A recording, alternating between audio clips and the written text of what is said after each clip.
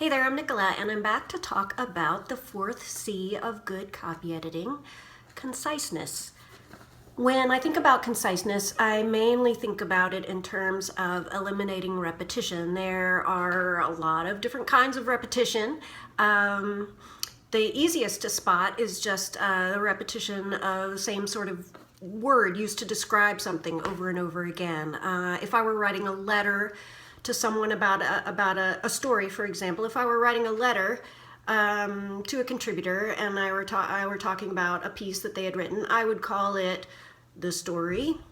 I would probably put the title in quotes in a different place. Another place I might call it the piece.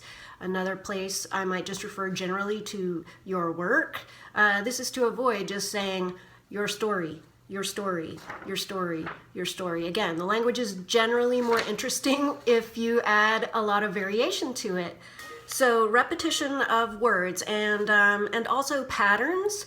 I'm going to read an example here of a piece that we published in the Cincinnati Review that did require a good bit of editing because it had a lot of repetition of sentence structure, a lot of repetition of individual words, particular words, and repetition of idea. So in working over this piece, we did pretty much extensive editing in those all three areas. I'm going to read the beginnings of sentences in a half page of this piece. First sentence, they had already dressed. Next sentence, they slipped out. Next sentence, they ran to the boat. Next sentence, they pulled back the protective covering. Then we switch. We do not know. We presume. We think it is peculiar. We often think. Then we switch back to they. They were laughing and giggling. They slid out from under the covering. They were inflating their flotation toys. Again, that's like half a page. So there's a certain monotony there in the sentence structure. It feels really static, line by line. One of the things that you can do in situations like that is simply transpose a sentence. In between two sentences that start with they, transpose one of the sentences. Another thing you can do is combine sentences using simply a comma and the word and. Something else you can do is insert segues or transitional statements. So I did mention earlier that one of the problems that this story presented to us is that it not only had repetition of words used again and again, and repetition of patterns or sentence structure, it also had repetitions of idea. And this is a trap that I think a lot of writers fall into. They say the same thing again in different words, but it's a repetition of the idea. So this is something that a good copy editor should look for, is just like, didn't he or she just say that? Is this entire sentence even necessary? Is this phrase necessary? Oftentimes it is not. This is, I will just show you. This is can you see? A page where there was a lot of repetition of idea.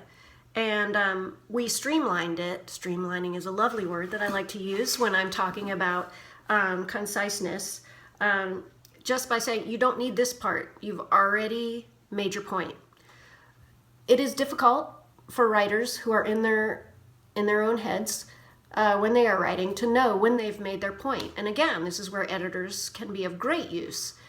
I want to touch briefly on what I feel is the most common case for a lack of conciseness, and that is when you as an editor encounter a bloated sentence or a bloated paragraph, which reduced just means someone is taking far too many words to say what they intend to say. It is a lack of directness, and that can be addressed by cutting words, by cutting phrases, just by cutting essentially to the chase.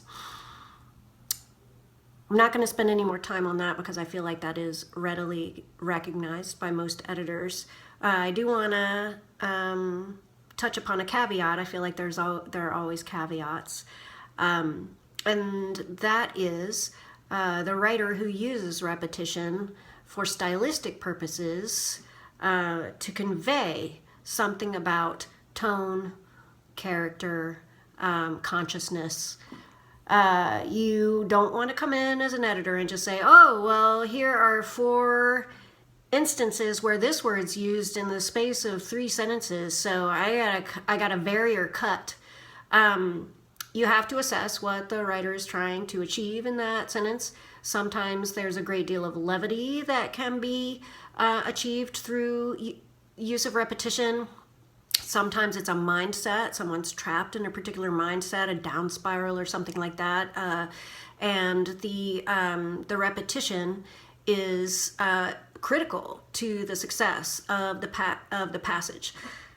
Again, just not being a rigid editor, being an editor who's sensitive and responds to the pieces and tries to intuit what is attempting to be achieved, assessing whether or not the author is achieving it, and to what extent you, as a very, very sensitive and close reader, can help the author achieve those ends. That's it for Conciseness, the 4th C of good copy editing. Thanks again for tuning in. And the next video will be focused on the last legitimate C of good copy editing, which is correctness. It sounds severe, but it's not as severe as you might think. And then I have a little fun one to throw in. Thanks again. Bye.